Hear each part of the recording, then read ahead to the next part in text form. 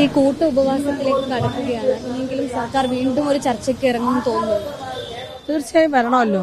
കാരണം ഇതല്ലാതെ വേറെ എന്താണ്? ഞങ്ങൾ അനിശ്ചിതകാല നിരാഹാര സമരം 5ാം ദിവസത്തിലേക്ക് കടക്കുകയാണ്.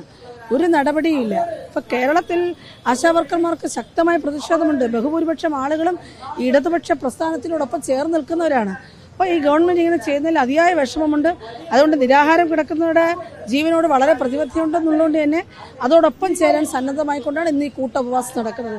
അപ്പം നഗരത്തിൽ ഇവിടെ സെക്രട്ടേറിയറ്റിന് മുന്നിൽ മാത്രമല്ല PHSകൾ കേന്ദ്രീകരിച്ച് ഇന്ന് എറണാകുളത്ത് ജില്ലാ കളക്ടറേറ്റിന് മുന്നിൽ വലിയ പരിപാടി നടക്കുകയാണ്. ഇന്നലെ ആലപ്പുഴ നടന്നു, മറ്റു ജില്ലകളിൽ നടന്നുകൊണ്ടിരിക്കുന്നു, കൊല്ലത്ത് നടക്കുന്നു. അപ്പോൾ ജില്ലാ കേന്ദ്രങ്ങളിലും അതോടൊപ്പം PHSകൾക്ക് മുന്നിലും ഈ ഉപവാസത്തോടനുബന്ധിച്ചുള്ള പരിപാടികൾ നടക്കുകയാണ്. ഉപവാസത്തിലാണ്. ഒപ്പം തന്നെ വീടുകളിൽ വീട്ടമ്മമാരടക്കം ഇതിനോട് ഐക്യദാർഢ്യപ്പെട്ടുകൊണ്ടിരിക്കുന്നു.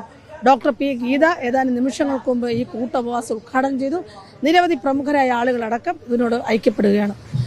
മറ്റൊരു കാര്യം, ഇന്ന് INTUCന്റെ ഒരു മാസികയിൽ വന്നതാണ് ഈ സമരത്തെ, അതായത് നിങ്ങൾ നടത്തുന്ന സമരത്തെ പിന്തുണയ്ക്കുന്നില്ല. അതായത് ഓണറേറിയം എന്നുള്ള ഒരു ഔദാര്യമല്ല, പകരം സ്ഥിരം ഒരു വേതനം എന്നുള്ളതാണ് ആവശ്യമുള്ളത്. അതുകൊണ്ട് തന്നെ നിലപാടിൽ വെള്ളം ചേർക്കുന്ന ഒരു സമരം പിന്തുണക്കുന്നില്ല. അനുഭാവപൂർണ്ണമായ നിലപാടുണ്ടെന്ന് പറയുമ്പോഴും പിന്തുണയ്ക്കില്ല എന്നുള്ളതാണ് പറയുന്നത്. ഞങ്ങൾ ഉന്നയിച്ച INTUCയോട് അത് ഞാൻ വായിച്ചില്ല, ഞാൻ കണ്ടില്ല, എനിക്ക് വ്യക്തതയില്ല.